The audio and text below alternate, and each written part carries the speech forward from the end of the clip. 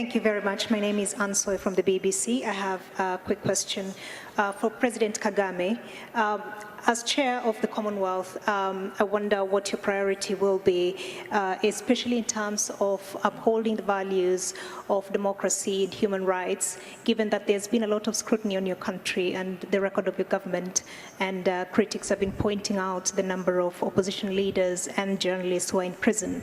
I wonder what your leadership of this organization is going to look like in the face of that. Right.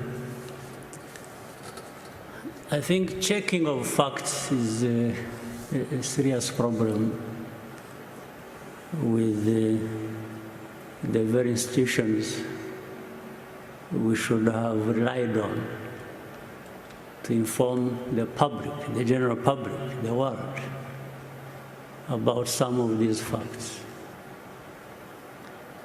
Or whether the facts themselves or the interpretation of some of the things that actually happen.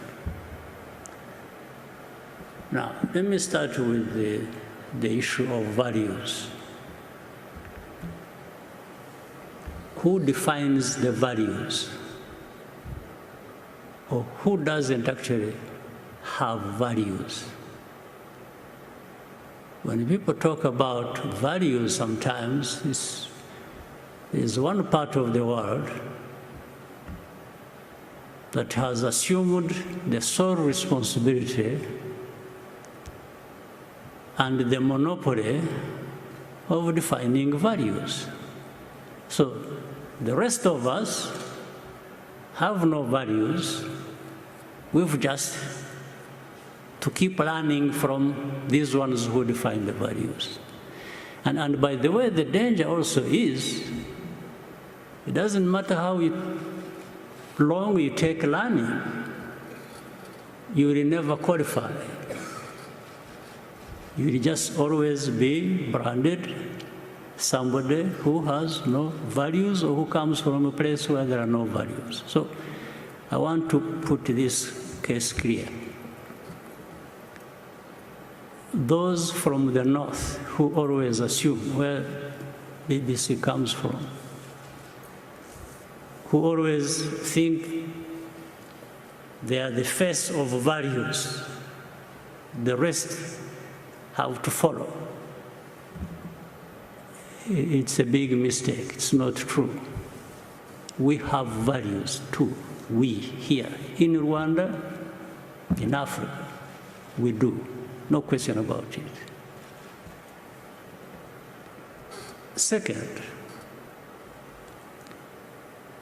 there are some of these problems we have had in our continent, in Rwanda. Those from the north who define or want to define values have been part and parcel of these problems we have been facing.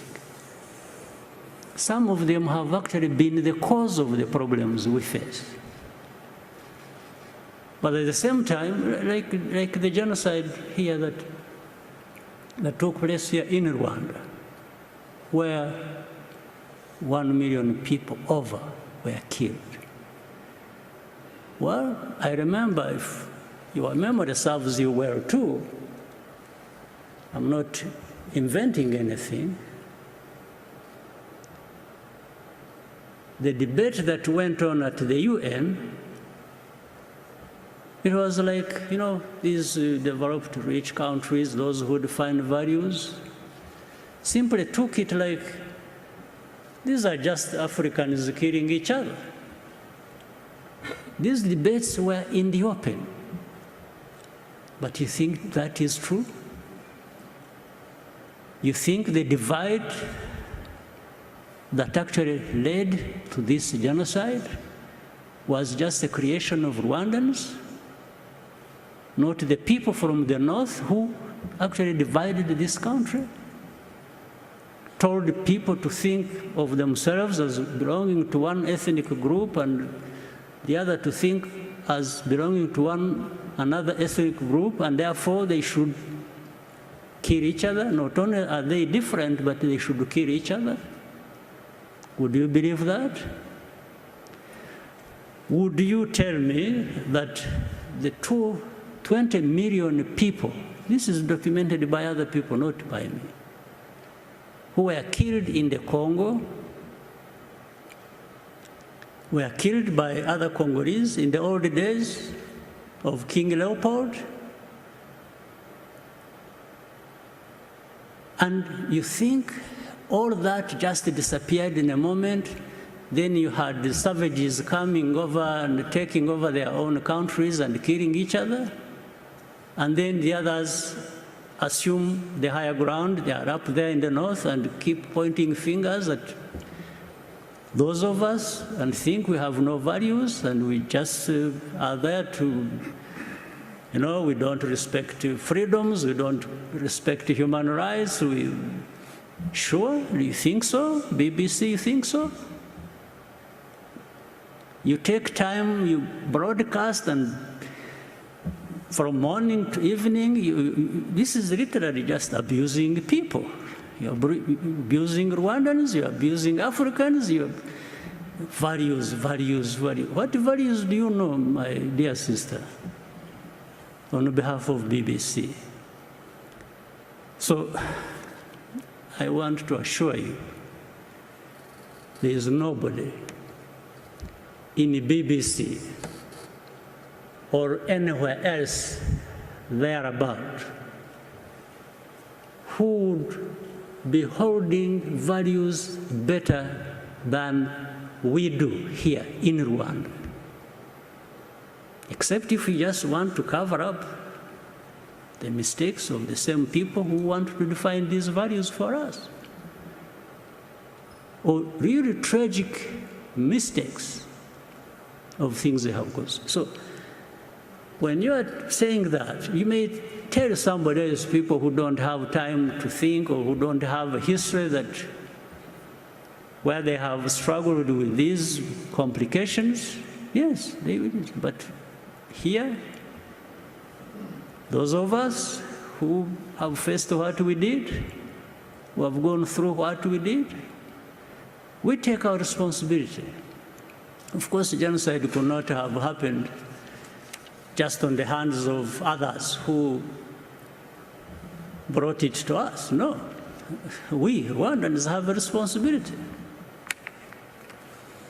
We have our share of the blame for it. But there are others who should take responsibility for that. So I just want to let you know that these issues of upholding values and so on, as far as I'm concerned, as I know, as far as Rwandans are concerned, we don't need any lessons from BBC or from anyone. I tell you this with firm conviction. So, democracy or people in prison you're talking about, there is nobody in Rwanda who is in prison that should not be there, because we have a justice system that is actually functional and is fair. Let me tell you something instead. Actually, there are people who are not in prison who should be there. There are no people who are in prison that shouldn't be there, but there are people who are not in prison who actually should be there. And I'll explain to you if you want. I know, for example, I've been seeing journalists writing all kinds of things. Take somebody, praise her or him, and make them champions of all kinds of things. That's fine. I wish these people are making them champions of their own situations, if they wanted them, but not of our situations. And I give you some details.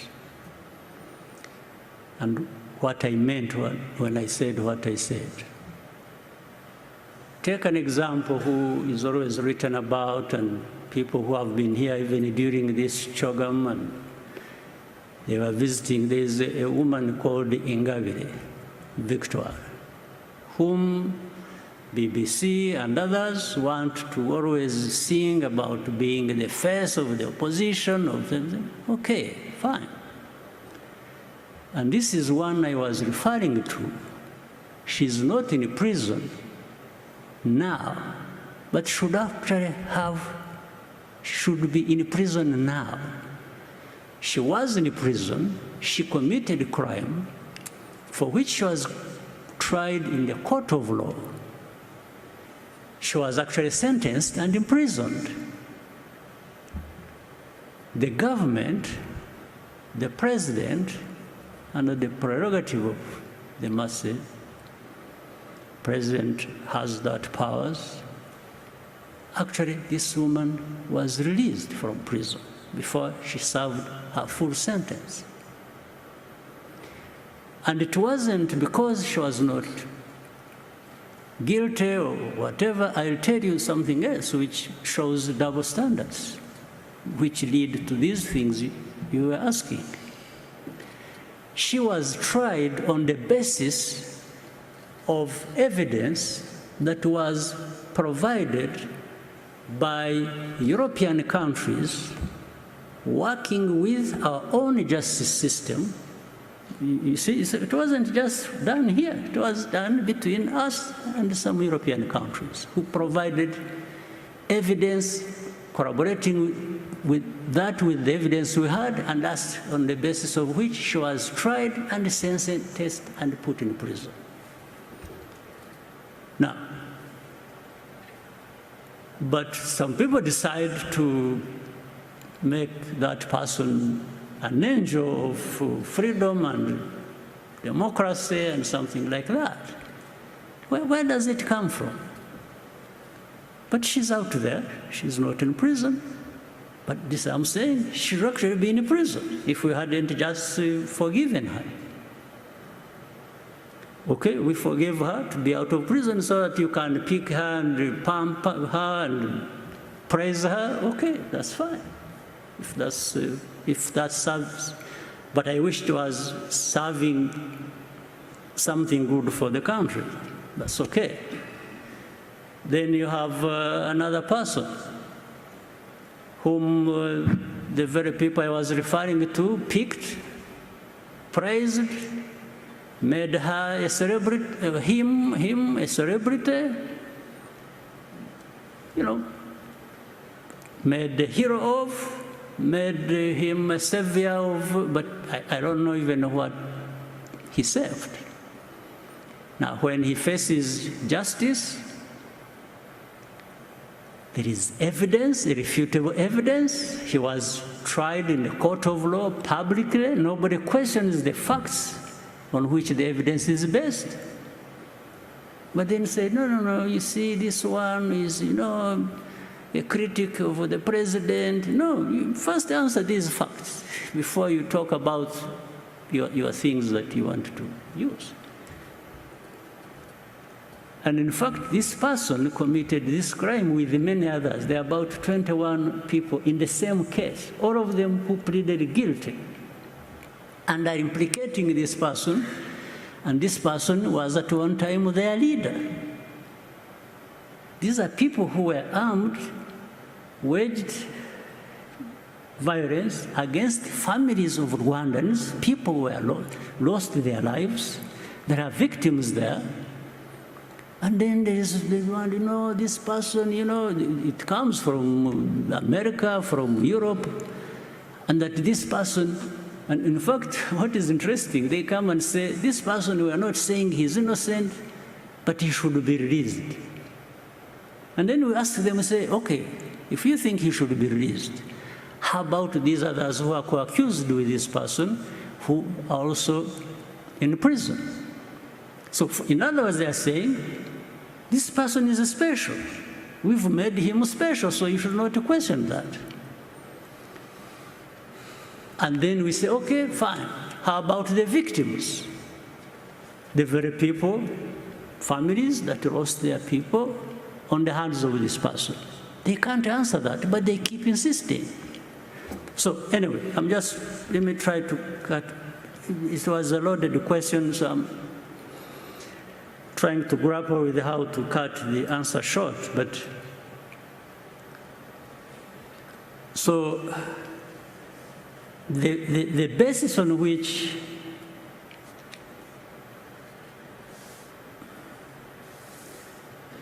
these judgments are made is not necessarily right. It's not correct.